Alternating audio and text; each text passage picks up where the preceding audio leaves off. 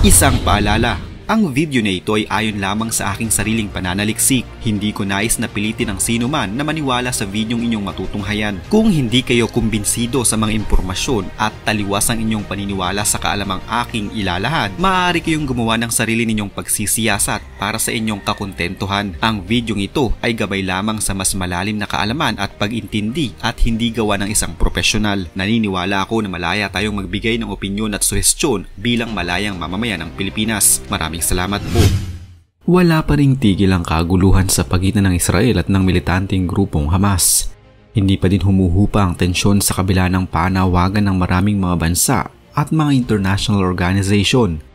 Naitigil na ang gulo dahil wala naman itong maidudulot na maganda sa bawat panig at mas marami lamang ng mga sibilyan ang nadadamay, lalong-lalo na ang mga kabataan. Pero sa kasalukuyan, hindi na lamang ang Hamas ang siyang pumupuntirya sa puwersa ng Israel upang ito ay pabagsakin dahil katulong din nila ang iba't ibang mga militanteng grupo na umaatake sa iba't ibang panig ng rehiyon, tulad na lamang ng Hezbollah na umaatake mula sa bansang Lebanon. Habang malaking banta para sa puwersa ng Israel ang Hamas, mas lumala pa ang pagbabantang ito ng tulungan ng Hezbollah ang Hamas. Ang militanteng grupo mula sa Lebanon na Hezbollah ay huling nakipagtunggali laban sa Israel noon pang taong 2006. Ito ay upang ipagtanggol noon ng grupong ito ang Syrian President na si Bashar al-Assad laban sa mga rebelde. Nagbabala pa noon ang Israel na baka sa susunod na kaharapin nila ang Hezbollah ay mas nakafocus na sila sa mismong Israel at siguradong mas malakas at mas makabago na ang kanilang mga armas at malakas na ang puwersa. Pinuo ng mga Muslim ang Hezbollah sa Lebanon noon pang taong 1982. Ang salitang Hezbollah ay nangangahulugang Party of God o Partido ng Diyos. Nakuha ang inspirasyon sa pagkakabuo ng grupong ito mula pa sa 1979 Islamic Revolution sa Shiite majority Iran.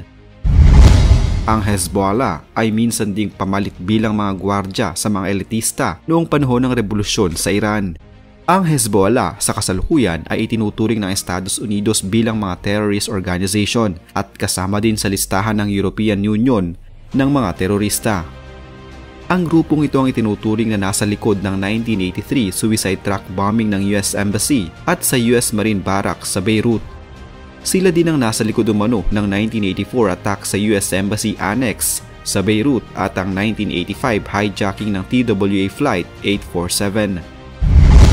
Dahil laging kaantabay ng Hezbollah ang Iran, madalas na sila din ang ipinapadala o sinasabak noon sa away sa pagitan ng Israel at ng Iran.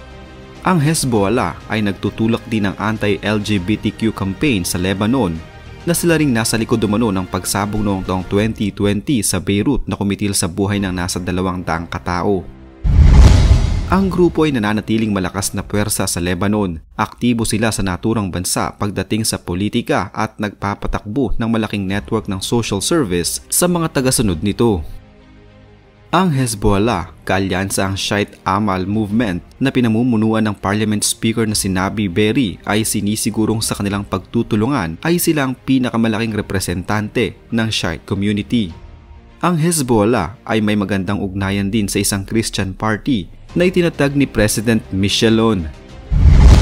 Bago pa magsimula ang civil war sa Syria noong taong 2011, ipinakilala na ng Hezbollah ang kanilang grupo bilang mortal at malakas na kaaway ng Israel at tagapagtanggol umano ng mga naapi. Subalit dahil sa pagkakasangkot nila sa kaguluhan noon sa Syria, marami ang nakikita ngayon ng grupong ito bilang tagasunod ng bansang Iran. Kasunod nito, nagbigay ng pahayag ang Hezbollah ng kanilang pakikisama sa Hamas. Sa Northern Front ng Israel, partikular na sa Lebanon kung saan sinasagupa nila ang Hezbollah, nagbanta ang mga ito na kaya nilang sumugod anumang oras at handa sila sa anumang senaryo laban sa Israel. Pero hindi sila pinapalampas ng Israel at patuloy din sa pagdepensa ang IDF. Sa West Bank naman ay nakahuli ang IDF ng nasa 15 Palestinian terrorist na planong atakihin ang mga sibilyan sa Israel pero buti na lamang ay nahuli agad sila. Sa ngayon ay dapat din na ipanalangin umano ang mga sundalo ng Israel para sa kanilang kaligtasan dahil karamihan sa mga sundalong ito na nasa Gaza Strip at sumasagupa sa Hamas ay may edad 18 hanggang 21 taong gulang lamang. Halos kakatapos pa lamang nila ng high school ay sumabak na agad sa laban at inilagay ang kanilang mga buhay sa tiyak na panganib. Una nang sinabi noon ng gobyerno ng Lebanon na hindi makikisali ang kanilang bansa sa kaguluhan kung hindi naman sila ginagalaw ng puwersa ng Israel. Ang mga tao sa bandang timog ng bansang ito ay hindi din pabor na makisali ang Lebanon sa kaguluhan. Pero sa mga lumabas na ulat, sunod-sunod ang naging pag-atake ng Israel sa bansang Lebanon at sa kanilang ginawang mga pagpapasabog dito mula sa himpapawid. Sumambulat sa kanila ang napakarami ding mga tunnels ng Hamas na kanila ding ginagamit sa mga lihim na transaksyon. Sa ngayon ay kontrolado na ng IDF ang halos kabuuan ng Gaza Strip at sa kanilang matyagang pagmamatsyag sa lugar ay nakadiskubre sila ng maituturing na pinakamalaking tunnel ng Hamas na kanilang nakita mula nang magsimula ang kaguluhan sa Gaza. Ang tunnel na ito ay may nasa 4 na kilometro ang lawak habang nasa 50 metro naman ang lalim nito sa lupa.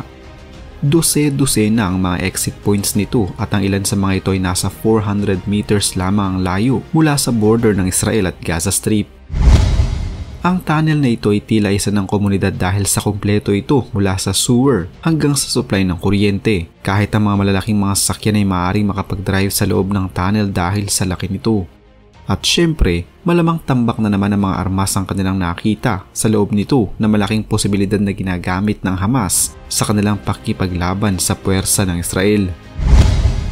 Dahil sa hindi pa din humuhupa ang kaguluhan, inatake na din ng Israel kahit pa ang bansang Lebanon. Sa bansang ito kasi nagkukuta ang Hezbollah na kilalang kaalyado ng Hamas. Ang Iron Dome ng Israel ay nakaharang ng nasa 6 na mga rockets mula sa Lebanon sa Yifta area sa northern part ng Lebanon.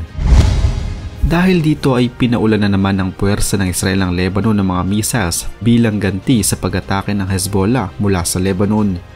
Sa parteng ito ng Israel kung saan umaatake ang Hezbollah mula sa Lebanon ay mas pinalakas ng IDF ang kanilang opensiba at hindi na naghintay na atakihin pang muli ng mga rebelde. Naglunsad ng maraming mga pag-atake ang Israel Air Force laban sa Hezbollah. Kahit ang isang radio network ng Syria, inatake din ng Israel mula sa dalawang magkaibang lugar. Kaliwat kanan ng pag-atake ngayon sa Israel bukod kasi sa Hamas ay nariyan din ng mga Iranian proxies na may kani-kaniyang papel na ginagampanan upang matalo ang puwersa ng Israel. Sa kabilang banda naman, ang Houthi na isa na namang Iranian proxy ay muling nagsagawa ng pag-atake sa Red Sea. Inanunsyo ng Estados Unidos ang pagbubukas noong Lunes at 18 ng Desyembre ng isang multinational task force dahil sa nakalipas na linggo ay umabot na sa 100 commercial ships na dumaraan sa Red Sea ang pinaniniwalaang inatake na ng drones at missiles ng militanteng grupo na Houthi. Pinangangambahan din na posibleng magudyok ng mas malawak na iringan sa gitnang silangan ang mga pag-ataking ito ng grupo. Ayon sa Amerika, ito umano ay isang pandaigdigang hamon na humihiling ng kolektibong pagkilos. Ang Multinational Naval Task Force ay makikilala bilang Prosperity Operation Guardian at bubuuin sa umiiral na counter-piracy mission sa rehiyon na kilala bilang Task Force 153.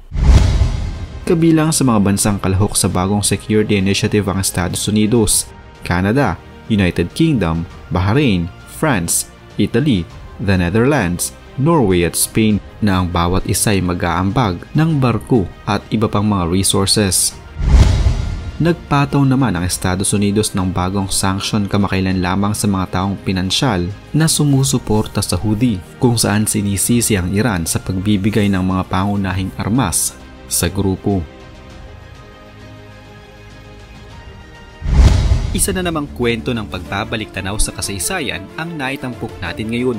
Huwag kalimutang i-like ang video ito at mag-iwan ng komento sa ibaba ng mga nais nyo pang malamang kwentong kasaysayan sa Pilipinas. Mag-subscribe na din para lagi kayong updated sa mga pinakabagong video dito sa Kasaysayan Pinoy. Magandang araw po at mabuhay ang bansang Pilipinas!